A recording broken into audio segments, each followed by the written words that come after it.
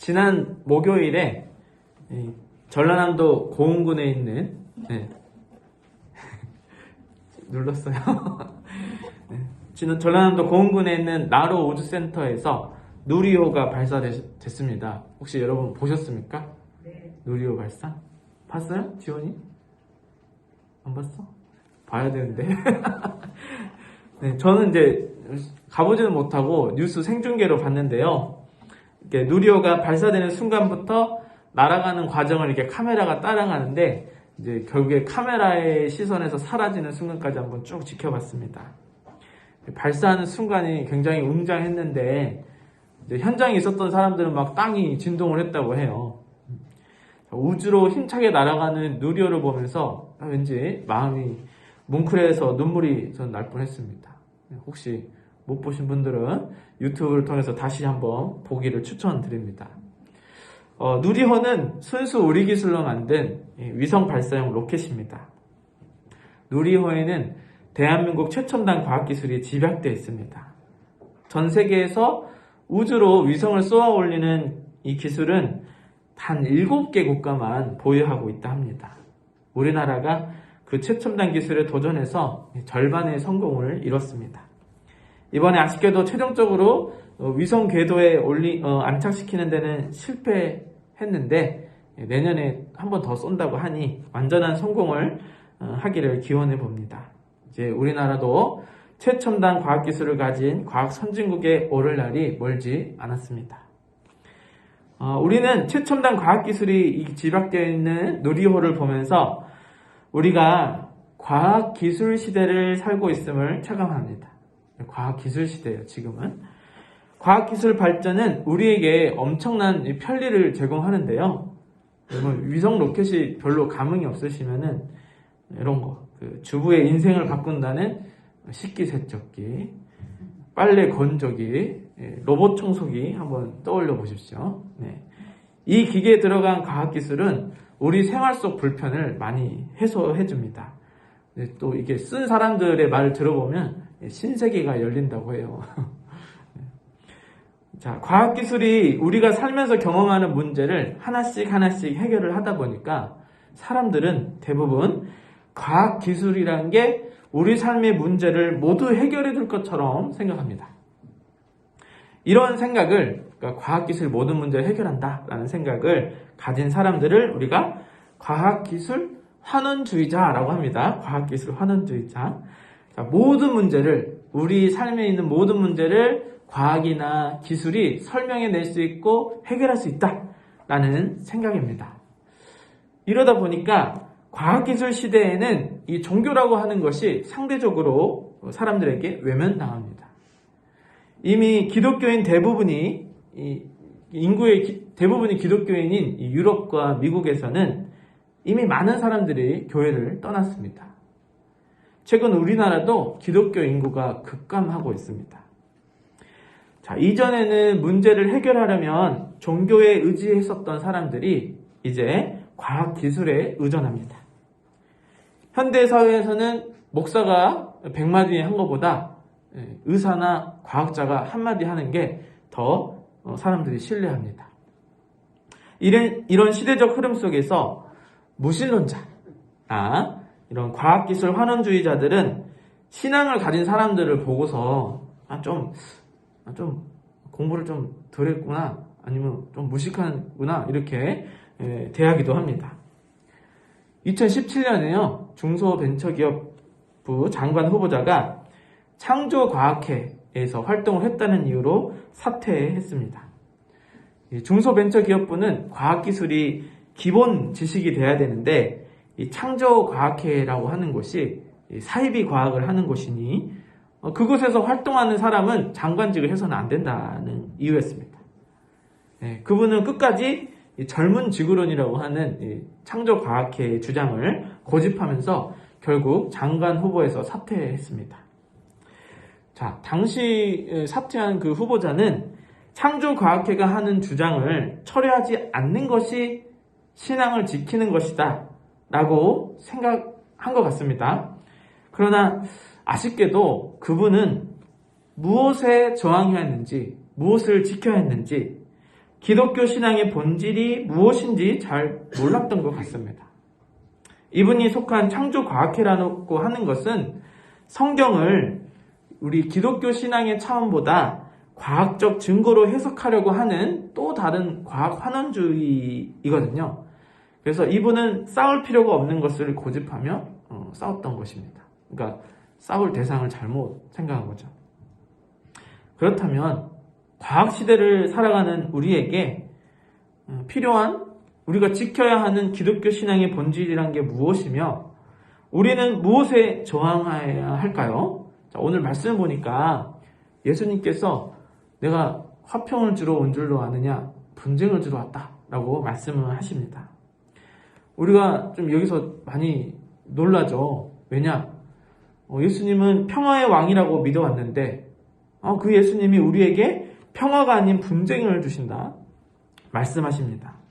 과연 예수님이 말씀하신 이 말씀은 무슨 뜻을 담고 있을까요? 예수님께서 우리에게 주신다는 이 분쟁이란 게 무엇이며 이 분쟁으로 왜 가족 간의 원수가 되기도 하는 걸까요? 우리가 진정 가족과 원수되는 것까지 감내하면서 저항해야 하는 것이 무엇인지 오늘 하나님께서 우리에게 말씀해 주십니다. 오늘 말씀을 나누기 전에 중요한 전제를 하나 먼저 하겠습니다. 여러분, 예수님은 평화의 왕이십니다. 누가 뭐래도 예수님은 이 땅에 하나님 나라의 평화를 주러 오셨습니다. 예수님은 하나님 나라의 평화를 위력, 폭력을 행사하지 않고 다 이루셨습니다. 오직 십자가의 길로 자기 희생을 통해 하나님 나라 평화의 씨앗을 이 땅에 심으셨습니다. 그리고 부활로 승리의 열매를 맺으셨습니다. 예수님은 단 한 번도 이 검이라는 걸 뽑지 않으셨어요. 예수님은 신체적인, 언어적인, 물리적 폭행을 당하면서도 예수님이 폭행을 막 당하면서도 정당방위하지 않았습니다. 그런데 이런 예수님이 우리에게 도대체 어떤 분쟁을 주셨다는 뜻일까요?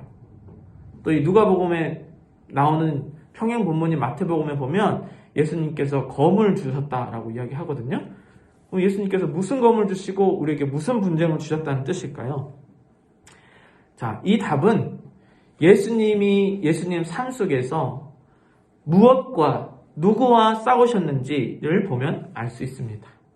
자, 당시 이스라엘 권력자들, 종교 지도자들이 예수님만 만나면 어김없이 긴장감이 흐르고 분쟁이 발생했습니다. 가장 큰 사건은 잘 아시는 성전 청결 사건입니다. 예수님이 아주 크게 화를 내셨죠. 성전 예배를 담당하는 제사장을 비롯한 여러 종교 권력자들은 멀리서부터 하나님을 예배하러 온 사람들의 물질을 착취했습니다. 뺏어 먹었어요. 재물을 사는데 드는 비용에서 폭리를 취했고 성인이 돼서 내는 성전세에서도 막대한 환전이익을 거둬갔어요.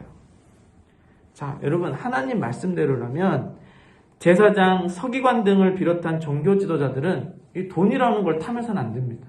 물질을 타면서는 안 돼요.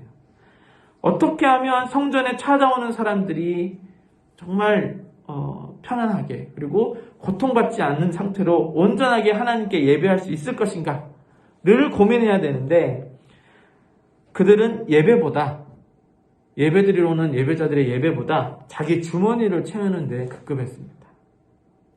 불의한 거래를 불사하면서도 부정한 재물을 착복했습니다. 또 이스라엘 권력자들과 예수님 사이에 있었던 갈등은 안식일에 아픈 사람을 고친 일이었습니다.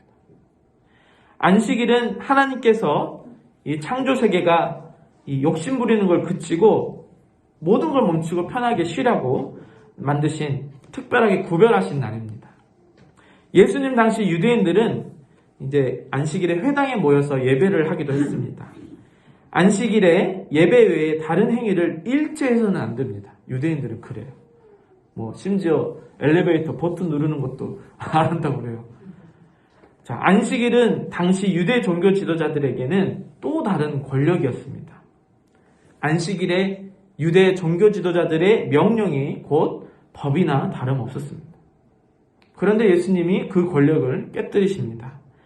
안식일에 손 마른 사람을 고치시며 안식일은 사람을 살리기 위해 있는 날이다 라고 하십니다.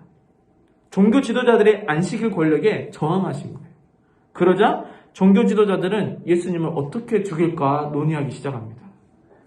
예수님이 종교 지도자들의 안식일 권력을 위협하는 존재로 느꼈기 때문입니다.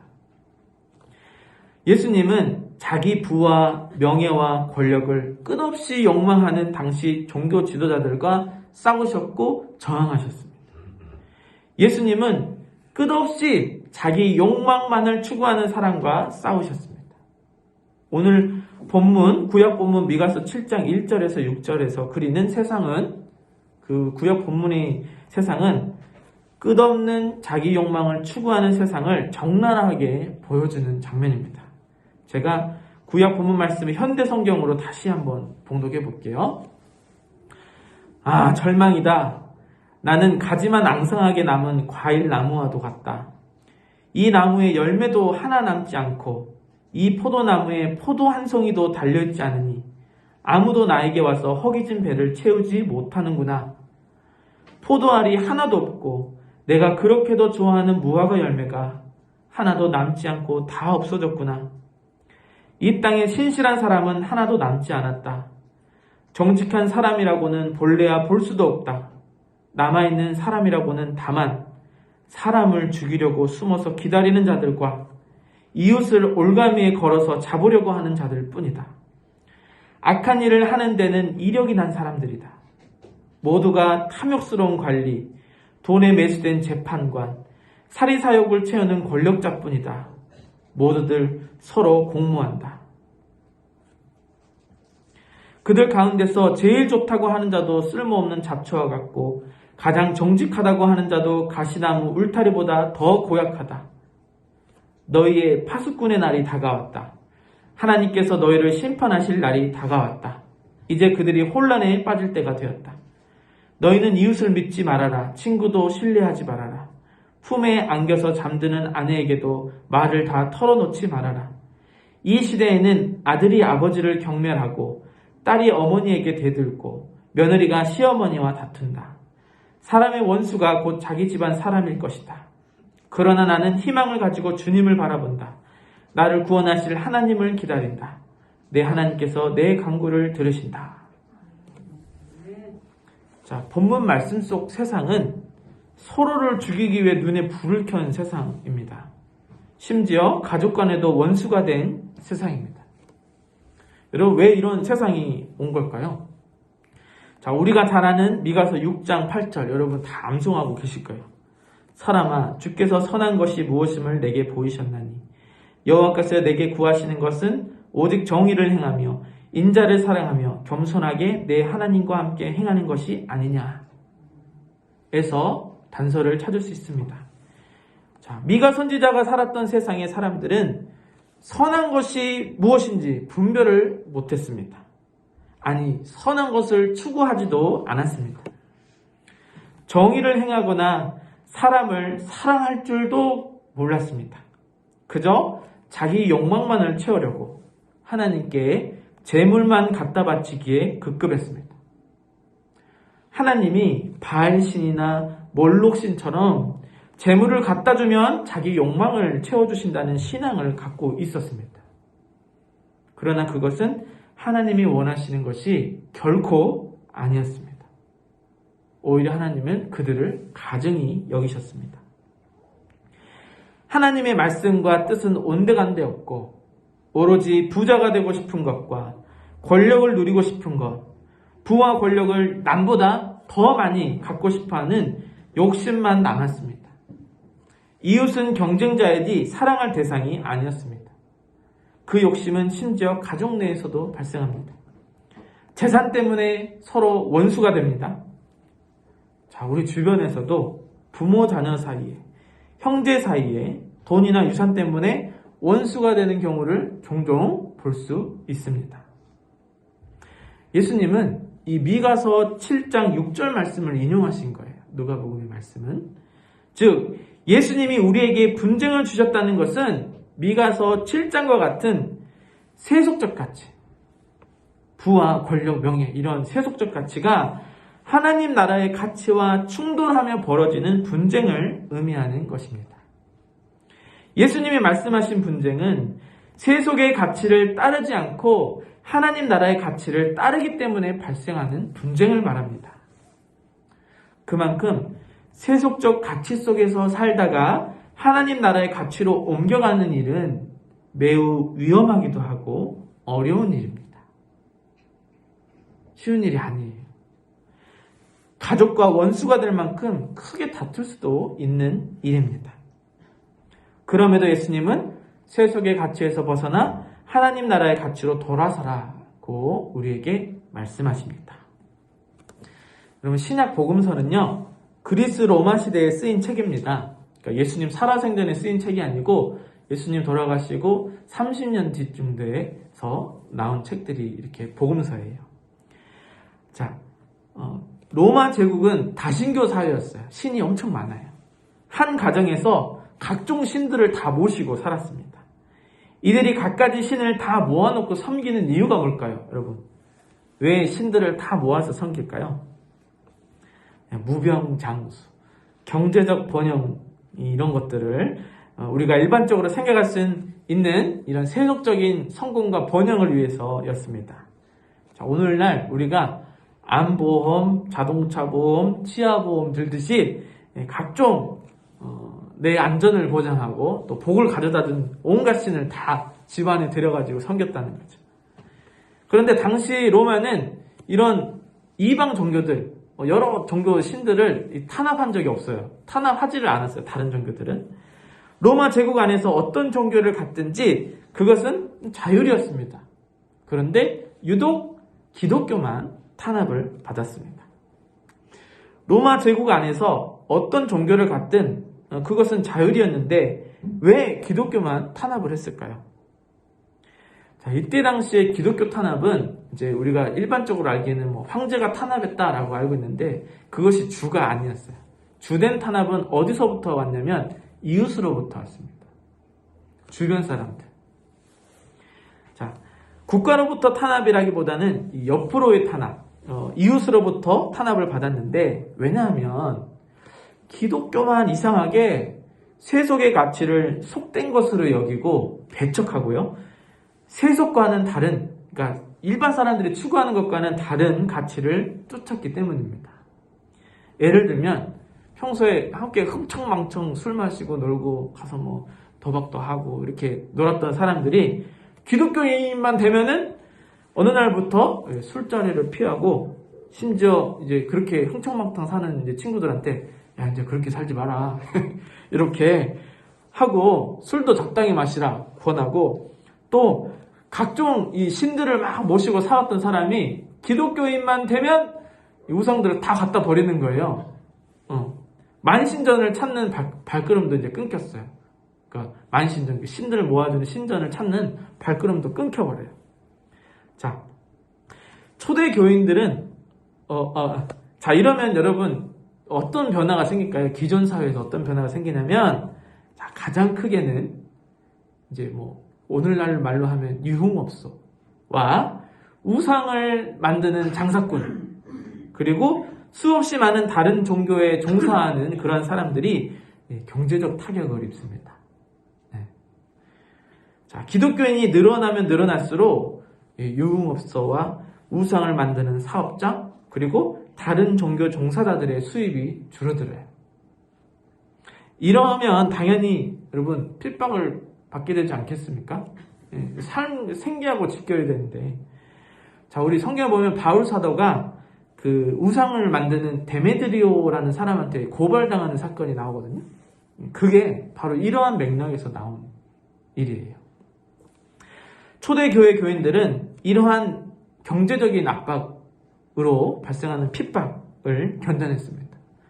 가족과 원수지간이 되기도 했습니다. 다 똑같이 그렇게 사는데 왜 너만 그렇게 살려고 그러냐 하면서 세속적 가치를 추구하는 삶에서 떠나가지고 하나님 나라의 삶을 살고자 정말 무던히 노력한 거예요. 혹시 가족과 원수가 될지라도. 그러던 와중에 그 로마에 엄청난 전염병이 한번 휩쓸거든요. 우리 메르스나 지금 코로나19 같은 전염병이 휩습니다. 무시무시한 전염병인데 모든 사람이 문을 걸어 잠그고 외부와 이제 접촉을 끊었어요. 악수도 안 해요. 병에 걸린 사람은 길거리에서 쓰러지기도 했고 심지어 거리에서 죽음을 맞이하기도 했습니다. 당시 전염된 염려 때문에 아무도 아픈 사람을 간호하려고 하지 않았어요. 거리에 쓰러져 죽은 시신을 수습하지 않았습니다. 그냥 방치했어요. 그런데 유독 기독교인들만 병 걸린 사람을 간호했고 거리에 방치된 시신을 장사 지내줬습니다. 당시 역사가 유세비우스라는 역사가가 있는데 그 사람이 남긴 교회사 기록을 보면 그 한 부분을 제가 읽어드리겠습니다. 기독교인들은 형제애를 발휘하여 조금도 두려워하지 않고 병자들을 돌보았고 전염이 되면서도 환자의 입에 음식을 넣어주었고 간호하다가 병이 걸려서도 기쁘게 세상을 떠났다. 그들은 말로만 사랑을 말한 것이 아니라 그 사랑을 실증했다. 라고 기록이 됐습니다. 유세비우스라는 역사가가 이렇게 기록했습니다. 유세비우스는 기독교인들의 형제의 놀라움을 기록했습니다. 기독교인들은 말로만 사랑을 이야기하는 것이 아니라 그들이 말하는 사랑을 실증했다라고 기록하고 있습니다. 결국 분쟁에서 로마 시대 초대교회 사람들이 했었던 그 분쟁에서 하나님 나라의 가치가 끝내 승리했습니다. 핍박하던 그리고 핍박을 받던 기독교가 로마 국교로 공인이 되었는데요. 자, 많은 사람이 또 오해하는 게 있어요. 이 콘스탄티누스 황제가 기독교를 공인했다 생각하지만 실상은 그렇지 않아요. 방금 말씀드린 이 전염병 사건 이후로 기독교인들이 정말 급증합니다. 어마어마하게 급증해요. 로마 인구의 절반이 넘는 인구가 기독교를 믿기 시작해요. 자, 그러면 여러분 황제 입장에서 정치적인 힘을 얻어야 될 거 아닙니까? 그러면 당연히 기독교를 공인할 수밖에 없는 상황이 온 겁니다. 그래서 로마가 기독교를 국교로 공인한 겁니다. 바로 하나님 나라의 가치 추구와 사랑을 실천하는 삶이 가져온 평화이자 승리였습니다. 초대교회에 가해진 핍박과 로마에서 기독교가 국교로 공인된 이 승리의 과정에서 우리는 오늘 말씀이 이야기하고자 하는 핵심을 찾을 수 있습니다. 여러분, 기독교 신앙은 본질적으로 세속적 가치와 충돌하며 분쟁을 만들어냅니다. 그러나 이 분쟁에서 예수님의 방법인 사랑으로 자기를 희생하며 견뎌내면 결국 숱한 생명을 살릴 뿐 아니라 세상에 진정한 하나님 나라의 평화를 꽃피울 수 있다는 것입니다. 이로써 우리는 예수님이 주신 분쟁이란 게 무엇인가를 알게 되었습니다. 우리가 무엇에 대항하여 싸워야 하고 그 결과는 어떠할 것인가를 예측할 수 있습니다. 자, 그렇다면 처음에 말했던 이 과학시대를 사는 우리에게 예수님이 주신 분쟁이 무엇이고 우리는 무엇에 대항하여 싸워야 하며 그 싸움의 결과는 과연 무엇일까요? 자, 예수님은 여전히 우리에게 세속적 삶과 하나님 나라의 삶이라는 분쟁을 주셨습니다. 세속적 가치를 추구하는 인생을 살 것인가? 하나님 나라를 사는 인생을 살 것인가? 아마도 우리는 숱하게 많은 분쟁을 경험하게 될 것입니다. 세속적 성공을 추구해야 하나 아니면 나를 희생하며 하나님 나라의 평화를 이룰 것인가 고민하는 순간들이 반드시 찾아올 것입니다. 그럴 때마다 여러분 성령 하나님께 즉시 지혜를 구하십시오. 하나님, 제가 세속적 가치를 따르지 않고 하나님 나라의 가치를 따라 살아가도록 지혜를 주십시오 라고 즉시 기도하십시오. 그 순간 당장 손해를 볼지라도 하나님 나라의 가치를 따르십시오. 그러면 이 땅의 복은 장담할 수 없으나 분명한 것은 하나님 나라의 복은 장담할 수 있습니다. 다음으로 우리는 일평생 세속적 가치 추구에 저항하며 살아야 합니다. 우리는 연약해서 좀만 방심하면 어김없이 이 세속적인 가치를 추구하게 되어 있습니다. 자, 세속적 가치라는 게 도대체 뭘까요? 자, 간단히 말하면 이 세속적 가치를 추구한다는 것은 자기 욕망을 따라 사는 삶이며, 욕망을 따라 사는 게 그치지 않고 욕망을 극대화하려는 삶입니다. 자, 우리는 무엇이든지 욕망하는 존재입니다. 모든 욕망이라는 게 있어요, 다. 그래서 욕망을 없애버리자는 그런 말은 아닙니다. 욕망을 갖는 거는 인간의 기본이에요, 기본. 그런데 중요한 거는 내 욕망을 극대화하려는 이 탐욕이 문제인 겁니다. 여러분, 성경 전체 통틀어 가지고 하나님이 가장 싫어하시고 증오하시는 죄악이 있습니다. 바로 자기 자식을 우상에게 갖다 바치는 일이에요. 하나님이 제일 싫어하는. 성경에 나오는 우상 중에 이 몰록이라는 이방신이 있어요. 이 몰록은 이 태양과 이 천공의 신이라고 알려져 있는데, 왜 몰록 신이 등장하냐면, 당시 이제 가나안에 정착했을 때 이제 정착을 하니까 농사를 짓기 시작하잖아요. 농경 사회가 되면서, 원래 유목하다가 이제 애굽에서 살다가 출애굽해서 가나안에 정착하니까 이제 농사를 짓기 시작해요. 농경 사회에서는 햇빛과 비가 얼마나 중요합니까? 그죠? 네. 이스라엘 백성 중에 상당수가 풍년을 맞이해가지고 부자가 되고 싶어서 몰록신을 섬겼어요. 하나님과 몰록신을 같이 섬겨요. 근데 몰록신을 섬기는 이 사람들의 풍습 중에 하나가 사람을 제물로 바치는 풍습이 있었어요. 자, 그 중에서 자기 자식을 제물로 바치는 사람이 있었다는 겁니다. 여러분, 끔찍하죠? 어떻게 사람이 자기 자식 목숨을 제물로 바칠 수가 있습니까? 어떻게 자녀를 불구덩이에 밀어넣을 수가 있을까요? 자기 욕망을 채우기 위해 가장 소중한 것을 신께 바치면 그보다 더 큰 것을 받을 수 있다. 라는 신앙 때문이었어요. 자녀까지도 자기 욕망 때문에 죽음으로 몰아넣는 그런 천박함이 바로 하나님이 가장 증오하시는 범죄였습니다. 이게 근데 이스라엘만 있는 게 아니에요. 우리나라 역사에서도 뭐 딸 중에 어떤 딸이 있으면은 어떻게 갑자기 아무튼 네. 무슨 말인지 아시죠? 네. 네. 자, 그런데 여러분, 이렇게까지 자기 욕망을 추구하게 되는 것은 하루아침에 되는 게 아닙니다. 우리 속담에 바늘도둑이 소도둑 된다는 말이 있습니다. 자기 욕망을 추구하는 세속적 삶은 아주 작은 것에서부터 시작해가지고 점점 커집니다. 그렇기 때문에 우리는 끊임없이 세속적 가치를 추구하는 삶에 저항해야 합니다. 우리가 저항해야 할 것이 바로 이런 끝없이 자기 욕망을 추구하는 삶입니다. 우리는 철저하게 이런 삶을 배척하며 살아야 합니다. 마치 초대교회 교인들처럼. 그러나 우리는 아시다시피 굉장히 연약한 존재입니다. 마음은 원이로되 몸이 따르지 못할 때가 많습니다. 저도 그렇습니다. 그렇다면 우리가 이렇게 강력한 유혹에 저항해서 끝까지 하나님 나라의 가치를 붙잡고 어떻게 하면 살아갈 수 있을까요? 어떻게 하면? 그것은 사랑입니다. 사랑. 사랑하는 삶은 예수님의 삶이고 초대교회의 삶입니다.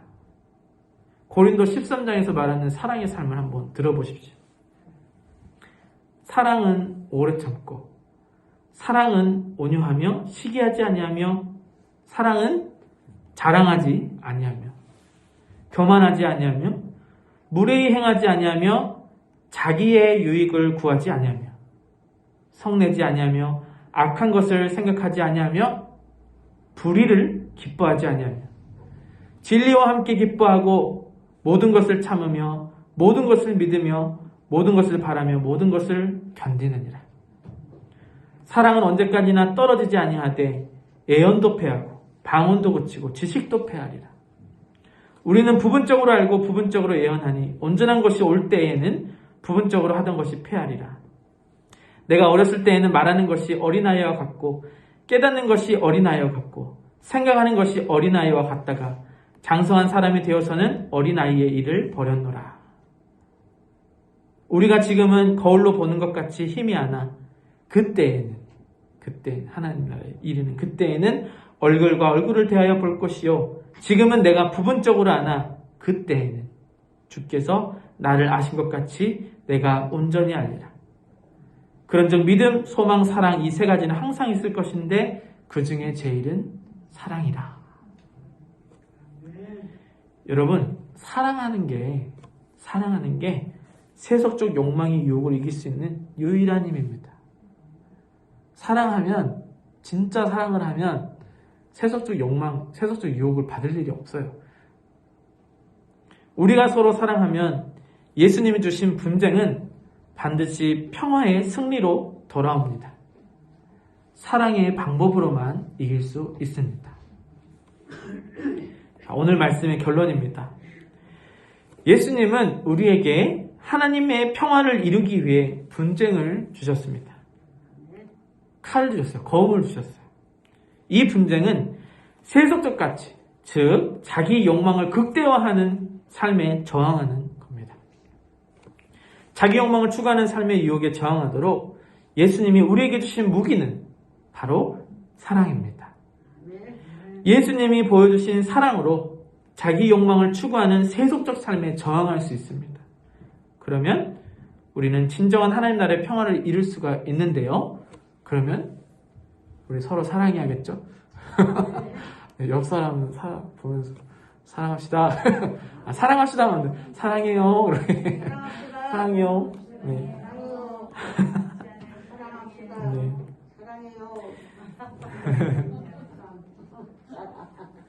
사랑하는 하늘교회 교회 여러분, 우리가 싸워야 할 것은 어떤 이론이나 교리나 이런 것을 넘어서서 세속적 욕망 추구입니다. 욕망을 극대화하는 삶입니다.